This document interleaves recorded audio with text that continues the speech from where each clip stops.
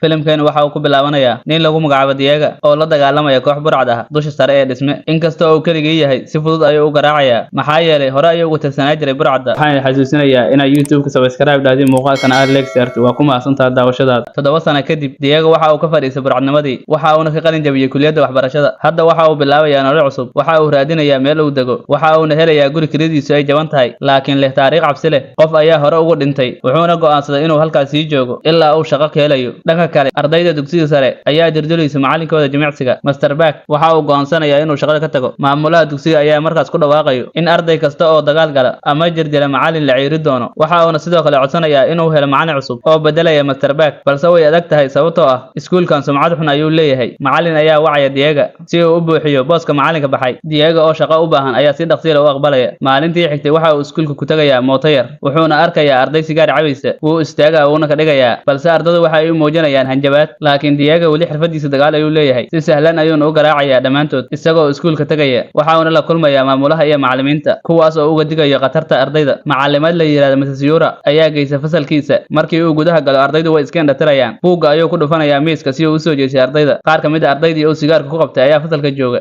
wayna cabsadaan.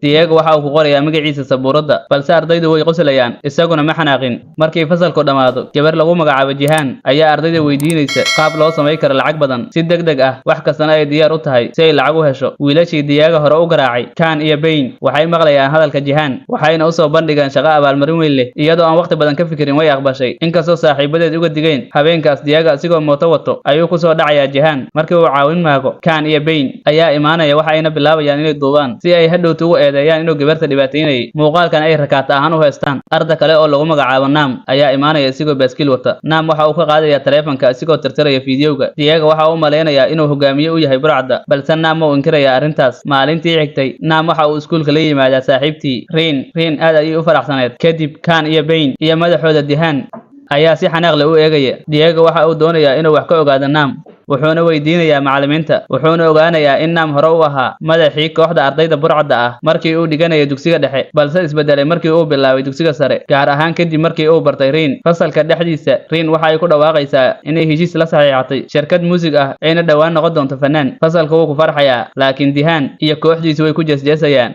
Mid ka mid ah burcadda ayaa riixaya Rin, markaas Nam wuu xanaaqayaa wuuna la dagaalamayaa. Diego ayaana soo dhexgalaya si uu u joojiyo dagaalka. Maamulaha waxa uu go'aansanayaa inuu ceeriyo Nam, laakiin macallinka Diego waxa uu ku baryayaa maamulaha in fursad kale uu siiyo. Wuxuuna jilbaha u dhiganayaa dhulka maamulaha, wuxuuna muujinayaa si uu u danaynayo ardayda. Maamuluhu wuu aqbalayaa. Macallimiinta kale ay ka mid tahay Mrs. Yura way la yaabayaan arrintan. Markii ay Diego iyo Mrs. Yura ay wada baxayaan, waxay arkayaan Jihan oo shaqo xun lagu cadaadinayo. Diego wuu dhexgalayaa, waxa uuna la dagaalamayaa ninkii shaqada lahaa, taas oo sii kordhisay kalsoonida Mrs. Yura. Dhanka kale, Jihan iyo kooxdiisu waxa ay la kulmayaan madaxa burcadda, halkaas ay joogaan koox kale oo hogaaminaya John. Sidoo kale, arday kale oo ka mid ah iskuulka. Madaxa burcadda waxa uu doonayaa hal koox oo kaliya inay maamusho iskuulka. Wuxuu amrayaa in labada kooxood dagaalamaan si mid u guuleysto. John waxa uu isku dayayaa inuu Nam ku qanciyo dagaalka, balse Nam wuu diidayaa maxaa yeelay ma doonayo inuu dagaalka ku noqdo. Diego asna waxa uu wicitaan ka helayaa saaxiibkiisii hore oo doonaya inuu ka qayb noqdo burcad. Diegana weydiisanaya caawimaad, balse Diego wuu diidayaa inuu caawiyo sababtoo ah hadda wuu iska dhaafay inuu dagaal iyo burcad ka qayb qaato. Iskuul ayuuna ka yahay macallin. Iskoolka dhexdiisa, macallin ayaa ogaanaya Diego inuu ka mid ahaa jiray burcad, waxaana lagu magacaabaa Mr. Lee. Waxa uu sheegayaa macallimiinta kale in